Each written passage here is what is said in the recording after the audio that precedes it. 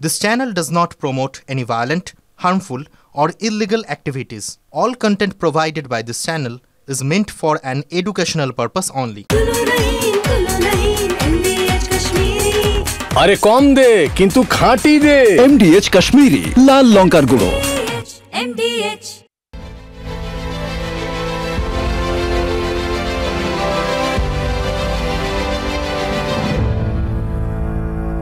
ঠোঁটকাটা স্পেশালের শুরুতে top 10 breaking সেরা 10টা খবর দিনের।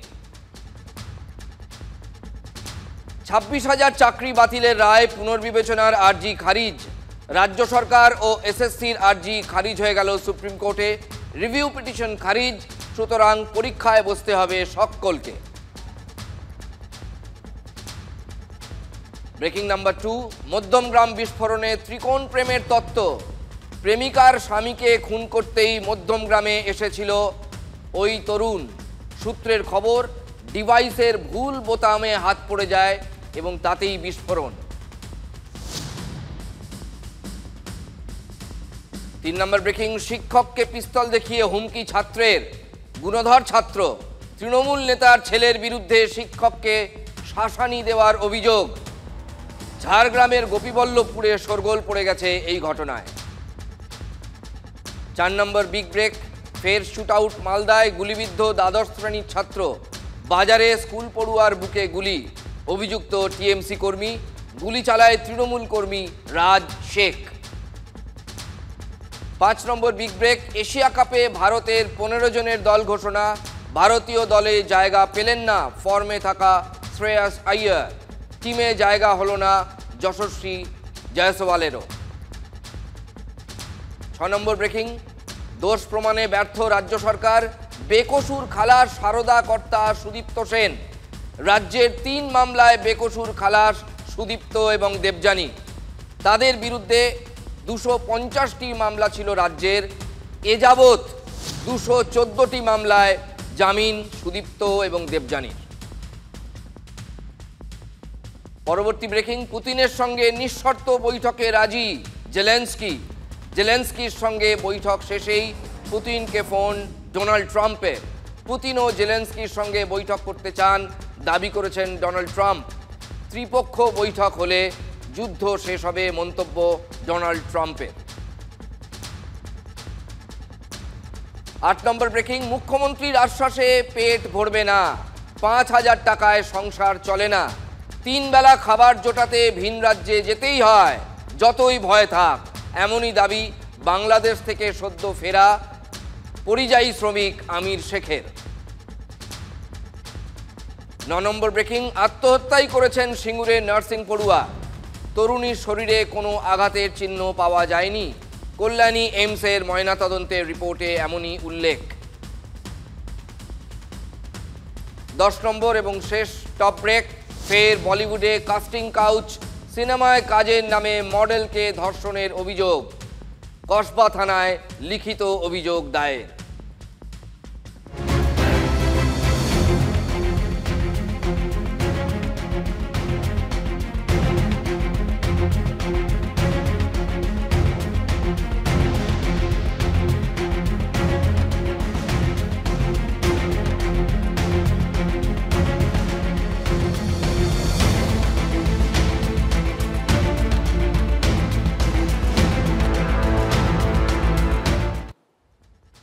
বেকসুর সুদীপ্ত সেন, বেকসুর দেবযানী মুখোপাধ্যায়।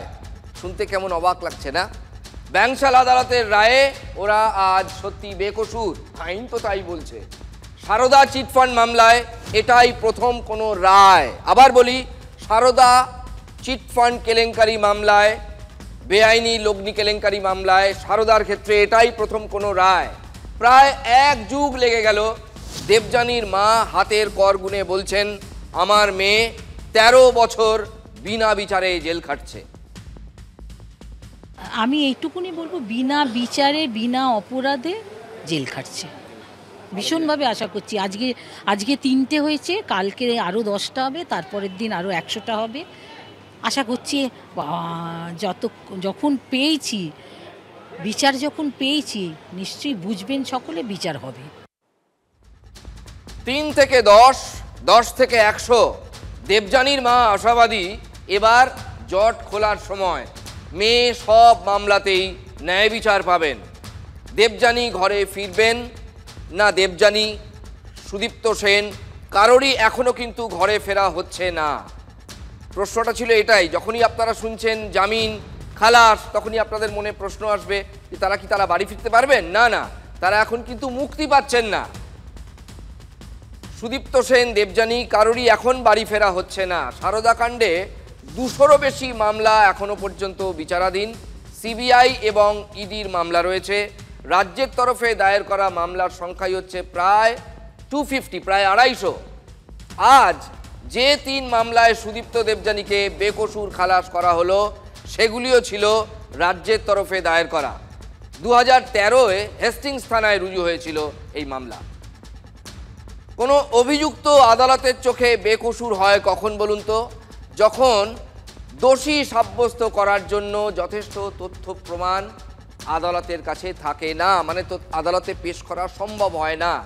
চারপাশে এত মানুষ সারদায় টাকা রেখে প্রতারিত হয়েছেন, এগুলো তো দিনের আলোর মতো সত্য। সূর্য যেমন রোজ পূর্ব দিকে ওঠে, পশ্চিমে অস্ত যায়, আমাদের এই যে আমরা পৃথিবীর যে গোলার্ধে বাস করি এখানে তো তাই তো সব জায়গাতেই তাই। ঠিক এই রকমই সারদায় যে এক ধরনের গোদা অর্থে যাকে বলে প্রতারণা, চিটিংবাজি, মানুষ ঠকানো হয়েছে সবাই জানে, কিন্তু আইনের মতো করে চলে। সেখানে এই নির্দিষ্ট মামলাগুলোতে কিন্তু সেই তথ্য প্রমাণ দেওয়া সম্ভব হয়নি, মানে রাজ্য পারেনি দিতে। রাজ্য সরকার প্রাক্তন বিচারপতি শ্যামল সেনের কমিশন করে প্রতারিতদের টাকা ফেরানোর ব্যবস্থা পর্যন্ত করে ফেলেছিল। কিছুজন টাকা পেয়েও গিয়েছিলেন, মানে সেই প্রক্রিয়াটা স্টার্ট হয়েছিল। সেই সরকার এ রাজ্যের পুলিশ 12 বছর ধরে যথেষ্ট প্রমাণ জোগাড় করতে পারল না।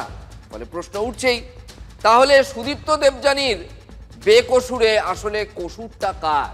এটাই মোদ্দা প্রশ্ন। তারা নয় বেকসুর এই 3টে মামলায় আইনের চোখে, তাহলে কসুরটা কার? কসুর তো আছে, তাই তো তারা বেকসুর। সাক্ষী হিসেবে 50 জনের নাম ছিল, 15 জনের সাক্ষ্যই পাওয়া যায়নি, এবং যারা প্রতারিত বলে অভিযোগ করেছিলেন তারাও কেন প্রতারণা, বিশ্বাসভঙ্গ প্রমাণ করতে পারলেন না? এটাও একটা বড় প্রশ্ন। আসামি যারা আমার মক্কেল দেবযানী মুখার্জি, এরা অভিযুক্ত হতে পারে এই ধারায়, সেটা তারা সাক্ষ্যর মাধ্যমে তুলে ধরতে পারেনি। তাই সেই সমস্ত সাক্ষ্য বিচার বিবেচনা করে লার্নেড কোচ আমার মক্কেলকে আজকে এই মামলা থেকে খালাস দেয়। জেল মুক্তি যেহেতু অন্যান্য মামলাগুলোতে এখনও রায়দান হয়নি বা মামলা শেষ হয়নি, সেই জন্য এই মুহূর্তে জেল মুক্তি হচ্ছে না। অভিযোগ আনা হয়েছিল, অভিযোগ তো করতে পারিনি, কোনো প্রমাণ দিতে পারিনি, কোনো কিছু, একটা টাকা, একটা ইট, একটা বাড়ি, একটা গাড়ি, কোনো কিছু সিবিআই করতে পারিনি, প্রমাণ দিতে পারিনি। যদি কোনো দিন দিতে পারে, আমি মা হয়ে বলছি 13 বছর জেল খেটেছে, আরও 10 বছর খাটবে। আমি ওপেন বললাম আপনাদের সামনে। দেবযানীর মা আজ মহা খুশিতে বলছেন এতদিনে সত্যের জয় হলো। দেবযানী মুখোপাধ্যায়ের মা বলছেন, সত্য কোনটা? আইনের চোখে সত্য আর বাস্তবের সত্য সব সময় মেলে না। হাজার হাজার ক্ষুদ্র বিনিয়োগকারীর চোখের জল, সেটা কি মিথ্যে? দেবযানী সারদার যে লাল ডায়েরির কথা শুনিয়েছিলেন তাও মিথ্যে গল্প ছিল। দমদম সেন্ট্রাল জেলে বসে আজ নিশ্চিত স্বস্তির শ্বাস ফেলছেন দেবযানী, নিঃশ্বাস ফেলছেন। আপাত নিরীহ সারদাকর্তা সুদীপ্তও প্রেসিডেন্সি জেলে হয়তো নড়ে চড়ে বসেছেন। আইনের ফাঁক গলে আজ নতুবা কাল জেলের বাইরেও বেরিয়ে আসবেন, হয়তো এই আশায় বুক বাঁধছেন তিনিও। চিটফান্ডে সর্বোচ্চ 7 বছরের জেলের মেয়াদ তিনি কবেই কাটিয়ে ফেলেছেন, কিন্তু সেই অসংখ্য মানুষ যারা সুদীপ্ত সেনের চিটফান্ডে টাকা রেখে প্রতারিত হয়েছেন, সর্বশান্ত হয়েছেন, তারা কি আজ ন্যায় বিচার পেলেন? এই ব্যর্থতার দায় রাজ্যকে নিতে হবে না, রাজ্যের পুলিশ এই ব্যর্থতার দায় নেবে না, কেন্দ্রীয় এজেন্সি নেবে না। গাল ভরা সব নাম, ইডি, সেবি, সিবিআই, হ্যাঁ, এত বড় বড় নাম আমরা এই 12-14 বছর ধরে শুনে আসছি, সব ধারে কাটে না। 12 বছর ধরে কি করলো এরা? গরিব সাধারণ মানুষকে সর্বশান্ত করেছে। রাজ্যের পুলিশ তো অপদার্থ বটেই, দিল্লির পুলিশ, সিবিআই তাদেরকে বেকসুর খালাস তার ব্যবস্থা করে ফেললো প্রায়। খুব স্বাভাবিক, তৃণমূলের আমলে এই ধরনের ঘটনা নিয়ে রাজ্য সরকার এবং তার আইনজীবীরা ব্যবস্থা নেবেন, এটা স্বাভাবিক। সরকার অপদার্থ, সিবিআই অপদার্থ। সিবিআই তাদের সমস্ত ক্ষমতা নিয়ে নানা রকম কেসে পশ্চিমবঙ্গে তারা রুজু করে, তারা তদন্ত করেছে, বিভিন্ন লোককে গ্রেপ্তার করেছে, নানা রকম ন্যারেটিভ তৈরি করেছে। তো 10 বছরে কোনোটার এ পর্যন্ত কোনো সুষ্ঠু মীমাংসা সেটা কোথাও আমরা দেখিনি। এটা বোঝাচ্ছে যে রাজ্যের শাসক তৃণমূল যা চায় দিল্লির বিজেপি সেই কাজটাই প্রকারান্তরে করে দেয়। সেটিং বলবেন না কি বলবেন সবাই বুঝতে পারছে। কুণালবাবু তো ঘোষণা করে দিয়েছিলেন সারদার সবচেয়ে বড় বেনিফিশিয়ারির নাম আমার রাজ্যের মুখ্যমন্ত্রী মমতা বন্দ্যোপাধ্যায়। তারপরও সরকার, তার আইনজীবীরা, তাদের কারোর পক্ষে সম্ভব না সারদার ঘটনায় কিছুতে তদন্ত করা। ফলে এই ধরনের ঘটনাগুলো আস্তে আস্তে আস্তে আস্তে এইভাবে লোকচক্ষুর আড়ালে চলে যাবে, জামিন পেয়ে যাবে।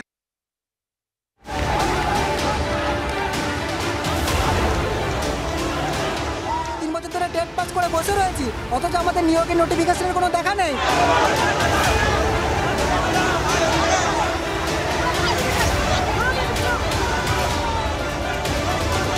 মুখ্যমন্ত্রী বাংলা শিক্ষা ব্যবস্থা ভেঙে দিয়েছে।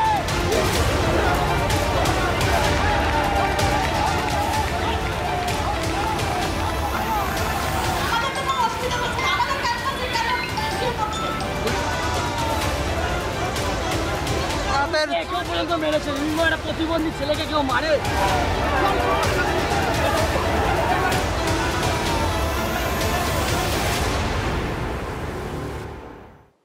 সত্যি যারা রাঘব বোয়াল তারা একের পর এক আদালতে জামিন পাচ্ছে না। খালাস বলছি না, খালাসের তো আর একটা অর্থ হচ্ছে মুক্তি, খালাস বলবো না আইনের চোখে, বলছি জামিন পাচ্ছে। যদিও তাদেরকে এখন ভেতরেই থাকতে হচ্ছে, বাইরে বেরোতে পারছে না, কিন্তু কোনো গ্যারান্টি নেই কবে বেরিয়েও আসতে পারবে তারা। এদিকে যারা মরার তারা মরছে, সাধারণ মানুষ মরছে, সাধারণ শিক্ষক মরছে, যারা চাকরি প্রার্থী তারা মরছে, দুর্নীতির চাবুকের ঘায়ে মরছে দিনের পর দিন। আজও তাই হচ্ছে, কোনোটাই এ রাজ্যে নতুন নয়। দুর্নীতি, চাকরি খেয়ে নেওয়া, চাকরি চুরি। আজকে শিক্ষাক্ষেত্রের কথা আবার বলতে হচ্ছে, তার কারণ আজকে প্রাথমিক শিক্ষকরা যারা হবু প্রাথমিক শিক্ষক হতে চান তারা আজকে নেমেছিলেন এবং ধুন্ধুমার কাণ্ড। কারণ ওরা আজও সেই একই কথা বলছেন, চাকরি চাই, পথে নামছেন, ঘাড় ধাক্কা খাচ্ছেন, রক্ত ঝরছে, কিন্তু দাবি পূরণ হচ্ছে না। সেটা কোনো কালেই হয় না। আদৌ হবে কোনো দিন? যথারীতি জবাব নেই, আজকেও ছিল না। আছে শুধু বিক্ষোভ আর পুলিশের মার আর ধাক্কাধাক্কি। প্রত্যেকে কিন্তু শিক্ষিত তরুণ। দেখুন, ভারতের পতাকা নিয়ে এসছে নিজেদের আন্দোলনকে আরো জোরদার করার জন্য।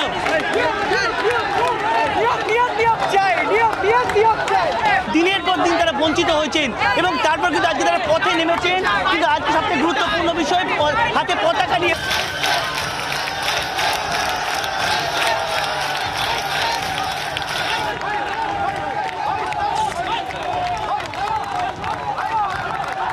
জাতীয় পতাকা নিয়ে কেন? আমরা হবু শিক্ষক, আমরা শান্তিপূর্ণভাবে আন্দোলন করতে যাই, কিন্তু পুলিশ আমাদের সহযোগ করতে পারছে না। কার্যত তোলা হচ্ছে সেই ছবিটা দেখানোর চেষ্টা করছি। আরো এখন হাতে হাতে দেশের জাতীয় পতাকা, হাতে দেশের জাতীয় পতাকা, তাকে বেধড়ক ভাবে পুলিশ কিভাবে তাকে ফেলছে সেই ছবিটা দেখাচ্ছি আপনাদেরকে, এই মুহূর্তে দেখতে পাচ্ছেন।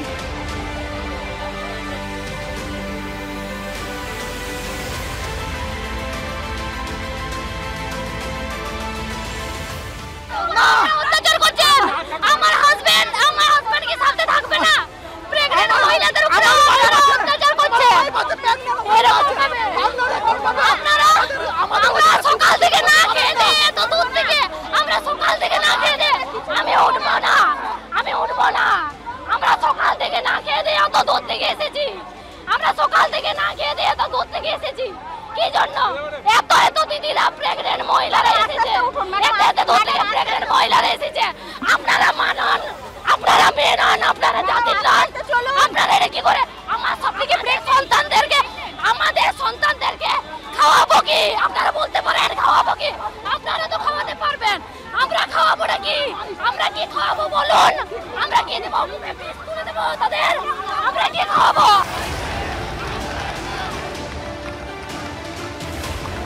ওরা বলছিল আমরা শান্তিপূর্ণভাবে এসেছি, সেক্ষেত্রে ঠিক আছে, we have to do our job to protect the infrastructure and all the public property. ঠিক আছে, আমাদের কাজ আমরা করব।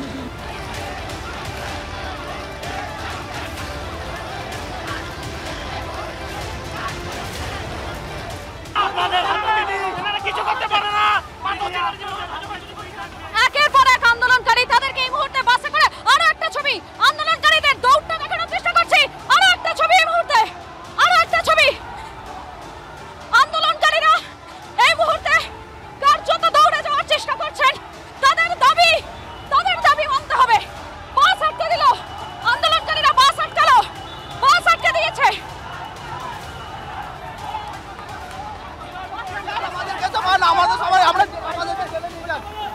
আমাদের সবাইকে নিয়ে যান, আমাদের জোরদারকে নিয়ে যান, আমাদের সবাইকে নিয়ে যান, আমাদেরকে গুলি করে মেরে দেন, আমাদেরকে গুলি করে মেরে দেন, আমাদেরকে মারুন আপনারা। বাস আটকে দিয়েছিল আন্দোলনকারীরা, টেনে হিচড়ে নিয়ে যাচ্ছে পুলিশ। দেখুন দেখুন ছবিগুলো দেখুন কিভাবে নিয়ে টেনে হিচড়ে নিয়ে যাচ্ছে পুলিশ, টেনে হিচড়ে নিয়ে যাচ্ছে।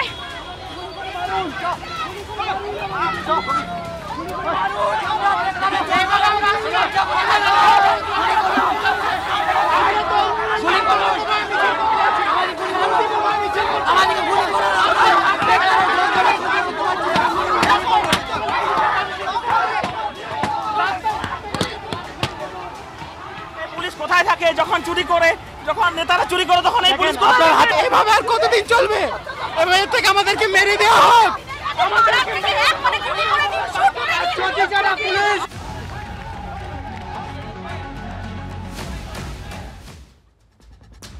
দেখুন, কোনো বায়াস থেকে বলছি না। একজন পুলিশ অফিসার ভদ্রলোক ইংরেজিতে বলছিলেন, we are doing our duty to protect public property. আপনাকে ইংরেজিতেই জবাব দিই, you can't protect precious lives. মানুষের জীবন আপনারা বাঁচাতে পারেন না। শাসক দলের একের পর এক নেতা খুন হয়ে যাচ্ছেন, আপনাদেরই তাদেরকে যখন বৈঠক হচ্ছে সেই বৈঠকে আপনাদের কর্তারা তারা মুখ ঝামটা খাচ্ছেন মুখ্যমন্ত্রীর কাছে। এবং যখন রাজ্যে রাজনৈতিক হিংসা হানাহানি হয়, সরকারি বাড়ি, ব্রিজ, সাইনবোর্ড, বাস ভাঙচুর হয়ে যায়, তখন আটকাতে পারেন না আপনারা। এমনকি কেষ্টমণ্ডল যিনি আপনাদের পরিবারকে আক্রমণ করলেন, সেই ক্ষেত্রে আপনাদের কোনো বড় কর্তা নেমে এমন একটা স্টেটমেন্ট দিতে পারলেন না যে ইয়েস উই ডু কন্ডেম ইট। এই সাহসটা, এই সৎসাহসটা আপনারা দেখাতে পারলেন না রাজনৈতিক প্রভুদের ভয়ে। আর আপনারা ছোট ছোট বাচ্চা ছেলে মেয়ে, কারো বয়স 25, কারো 26, কারো 27, বিএ এমএ পাস করে তারা চাকরি প্রার্থী, তাদেরকে টানা হেঁচড়া করছেন। পাবলিক প্রপার্টিকে আটকানোর, পাবলিক প্রপার্টি রক্ষা করার দায় আপনাদের, আমরা বুঝি, তাতে আমাদের কোনো দ্বিমত নেই। কিন্তু যেখানে সাহস দেখানোর সেখানে দেখান, আদারওয়াইজ 2-5 বছর পর যেটুকু ইজ্জত এখন পাচ্ছেন তাও পাবেন না। এটা জ্ঞানের কথাই বললাম, কারণ আপনি যে যুক্তিটা দিচ্ছিলেন সেই যুক্তিটা হচ্ছে we are protecting public property. আমি বলছি you can't even protect your own families. সেই জন্যই আপনাদের পরিবারকেও কিন্তু নামতে হয়েছিল প্রতিবাদে। এটা আমাদের যুক্তি, পাল্টা যুক্তি। আজ কিন্তু দিনভর এভাবেই দফায় দফায় আন্দোলনের আগুন জ্বলেছে করুণাময়ী চত্বরে। চারদিকে ধুন্ধুমার এবং বিক্ষোভের সেই পথ আজকে গিয়ে মিশেছিল করুণাময়ী হাউজিং এস্টেটে। একটা চোর পুলিশ খেলার মতো ব্যাপার হচ্ছিল। বিশাল আবাসন সেখানে, এবং সেখানে দক্ষযজ্ঞ বেঁধে যায়। দেখুন কারণটা কি। কমপ্লেক্সের ভেতরে আন্দোলনকারীরা ঢুকে পড়েছেন। দেখাচ্ছি দেখো, এদিকেও আন্দোলনকারীরা রয়েছেন, কমপ্লেক্সের ভেতর দিয়ে তারা যাওয়ার চেষ্টা করছেন। আরে যতই জায়গা হাওয়া যদি পুলিশ তোমার শিক্ষক হবে আমরা কারা? দেখো এই মুহূর্তে পুলিশ দৌড়াচ্ছে আন্দোলনকারীদের ছত্রভঙ্গ করতে, পুলিশ দৌড়াচ্ছে সামনে আন্দোলনকারীরা। এটা করুণাময়ী কমপ্লেক্সের ভেতরে, পুরো কমপ্লেক্সটা কিন্তু কার্যত ঘিরে ফেলা হয়েছে। আমি কথা বলার চেষ্টা করব। আপনাদের তো ছত্রভঙ্গ করার চেষ্টা করছে বারবার পুলিশ। একদম পাঁচটা পুলিশ, একদম দলদাস পুলিশ যাচ্ছে। মাথা খারাপ আছে। আমরা এখানে শান্তিপূর্ণভাবে আন্দোলন করছি আর পুলিশ আমাদেরকে পেছনে করছে। অধিকারের লড়াই এসেছি আমরা। এইরকম একটা রণক্ষেত্র পরিস্থিতি দেখে শুনে চুপ করে থাকতে পারেননি এই আবাসনের বাসিন্দারাও। তারাও ফুঁসে উঠেছেন অনেকেই। ক্ষোভ কাদের বিরুদ্ধে, আঙুল কাদের দিকে, শুনুন। দিদি কি বলছেন? বলছি শিক্ষকরা তো আমাদের কোনো অসুবিধা করছে না। ওরা প্রাথমিক শিক্ষক অফিসে ওরা আন্দোলন করছে, তাহলে ওখানে যে পুলিশরা ওখানে যে করুন।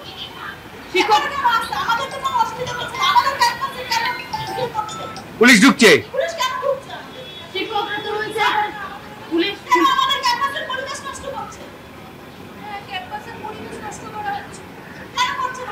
পুলিশ নষ্ট করছে বলছেন?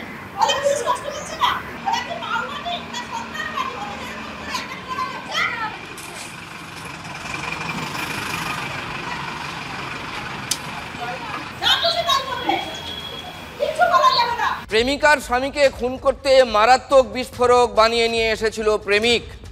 বিস্ফোরক, গুলি, বন্দুক এই রাজ্যে একবারে জলভাত হয়ে গেছে।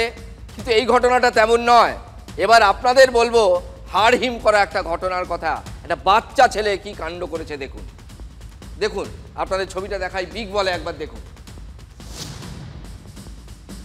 এই যে কাণ্ডটা দেখছেন, এই ছবিটা আসলে গতকালের ঝাড়গ্রামের গোপীবল্লভপুর 2 ব্লক এলাকার চোরচিতা চোরেশ্বর হাই স্কুলের সামনে দাঁড়িয়ে আছে পুলিশের গাড়ি। কেন শুনুন স্কুলের ইতিহাসের শিক্ষক পরিমল অট্টর মুখে কেন পুলিশের গাড়ি সেখানে দাঁড়িয়ে আছে।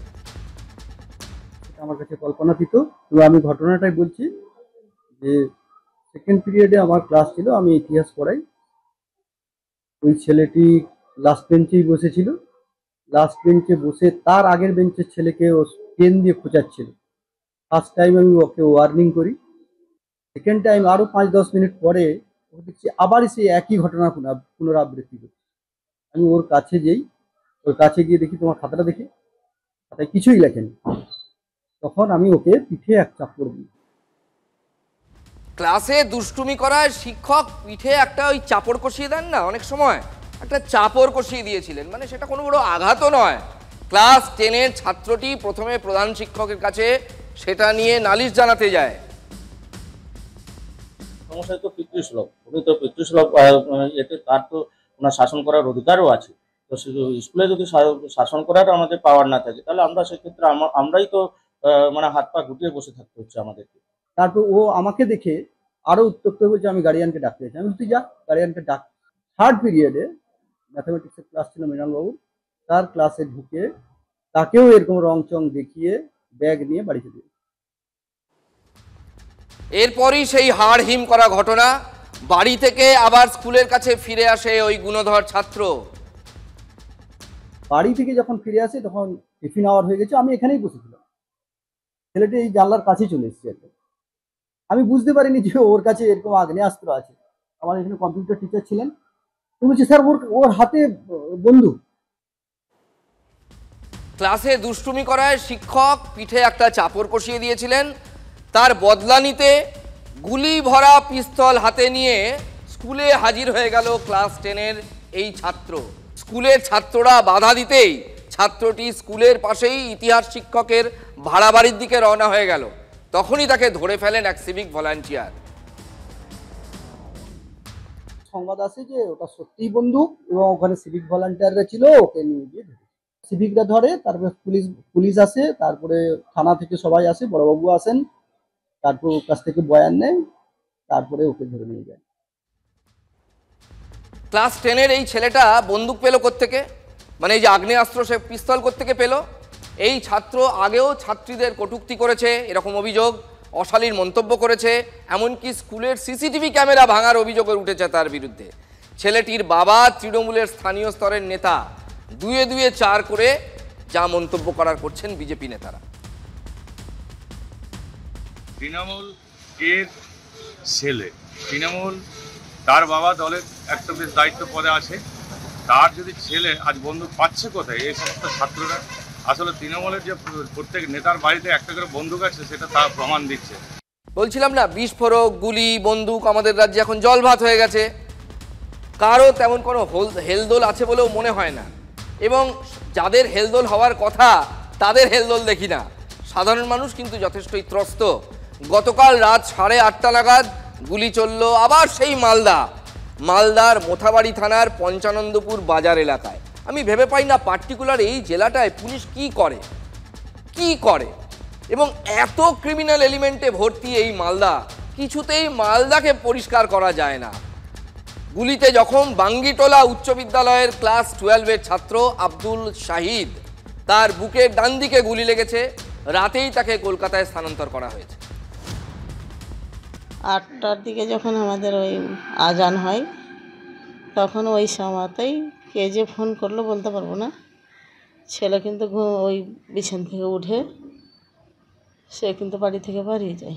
আমাকে একটা হঠাৎ করে একটা ফোন আসলো যে আপনার ছেলেকে গুলি করেছে। যেখানে ঘটনাটা ঘটেছে ওখানে আমার বিয়ের বাড়ি, আমার বৌমা আছে, এখানে বৌমার বাপের বাড়িতে আছে।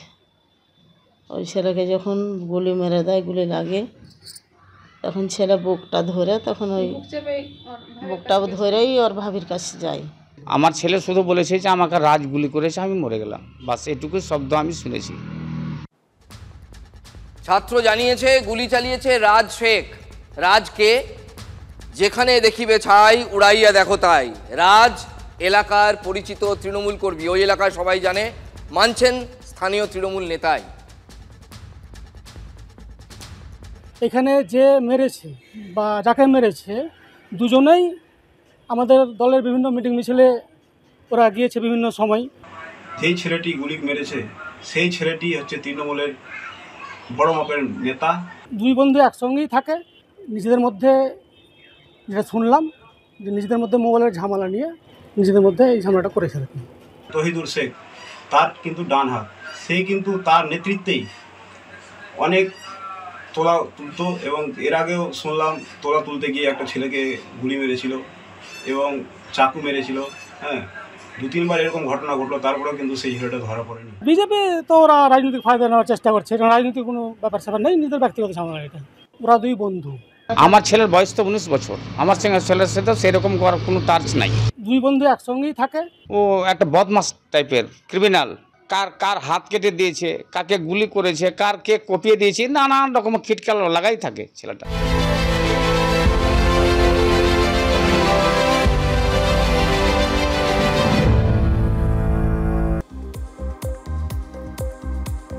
ফের সিভিক ভলেন্টিয়ারের বিরুদ্ধে দাদাগিরির অভিযোগ। এবার ঘটনাস্থলে আরামবাগ। এক শ্রমিককে বেধড়ক মারধরের অভিযোগ আরামবাগ থানার সিভিকের বিরুদ্ধে।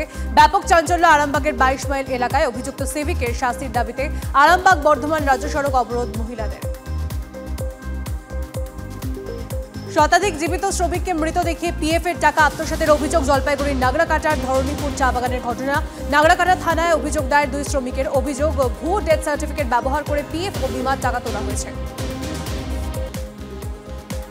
শিক্ষককে পিস্তল দেখিয়ে হুমকির অভিযোগ ছাত্রের বিরুদ্ধে। চাঞ্চল্যকর ঘটনাটি ঘটেছে ঝাড়গ্রামের গোপীবল্লভপুরে। শিক্ষককে শাসাতে পিস্তল হাতে স্কুলে ছাত্র। এলাকার দাপুটে তৃণমূল নেতার ছেলের বিরুদ্ধে শিক্ষককে শাসানির অভিযোগ। বীরভূমে আগ্নেয়াস্ত্র সহ পুলিশের জালে তৃণমূল কর্মী সহ 2 বিধায়ক ঘনিষ্ঠ ও এক তৃণমূল নেতাকে খুনের ছক ছিল ধৃতদের। খবর সূত্রে সিউড়িতে ধৃতদের কাছে উদ্ধার আগ্নেয়াস্ত্র ও 2 রাউন্ড গুলি। ঝাড়খণ্ড থেকে কেনা হয়েছিল আগ্নেয়াস্ত্র। খবর সূত্রে উলুবেড়িয়ায় কালীবাড়ির কাছে ভেঙে পড়ল পুরনো বাড়ির একাংশ। ধ্বংসস্তূপের নিচে চাপা পড়ে এক যুবক। স্থানীয়দের তৎপরতায় যুবককে উদ্ধার করে হাসপাতালে ভর্তি করা হয়। বাড়িটি বিপজ্জনক বলে বহুদিন আগেই নোটিশ দিয়েছিল পুরসভা। দীর্ঘদিন আগে নোটিশ দেওয়া হলেও কেন বাড়িটি ভাঙল না পুরসভা, উঠছে প্রশ্ন। পশ্চিম মেদিনীপুরের ডেবরায় প্যাথোলজি সেন্টারে ধোঁয়া ও গ্যাস লিকের অভিযোগ। আতঙ্কিত এলাকাবাসী। প্যাথোলজি সেন্টারের বাইরে লাঠি লোহার রড নিয়ে বিক্ষোভ স্থানীয়দের। পরিস্থিতি নিয়ন্ত্রণে ঘটনাস্থলে পৌঁছে ডেবরা থানার পুলিশ। গ্রামের যাতায়াতের রাস্তা বেহাল, হাঁটু সমান কাদা, চরম ভোগান্তির শিকার এলাকাবাসী। প্রশাসনকে জানিয়েও কোনো সুরাহা না হওয়ায় বিক্ষোভ। রাস্তায় ধানের চারা পুঁতে বিক্ষোভ দেখান গ্রামবাসীরা। পশ্চিম মেদিনীপুরের চন্দ্রকোনার মানিককুণ্ড গ্রাম পঞ্চায়েতের ভবানীপুর এলাকার ঘটনা। নোদাখালীর অধিকারী পাড়ায় আয়কর দপ্তরের কর্মীর বাড়িতে লুটপাটের অভিযোগ। শাবল দিয়ে দরজার তালা ভেঙে নগদ ও সোনার গয়না নিয়ে চম্পট। মঙ্গলবার দুপুরে সন্তানকে স্কুল থেকে আনতে যান সোমনাথ পাড়ুইয়ের স্ত্রী। বাড়ি ফাঁকা থাকায় পিছনের দরজা ভেঙে ভিতরে ঢুকে দুষ্কৃতীরা। তদন্তে নোদাখালী থানার পুলিশ। যদি MDH কিচেন কিং কিচেনে থাকি তো আমরা যা ইচ্ছে তৈরি করতে পারি। বেগুনের ভর্তা, আলু কপি, ভিন্ডি মশলা, আরো অনেক কিছু। MDH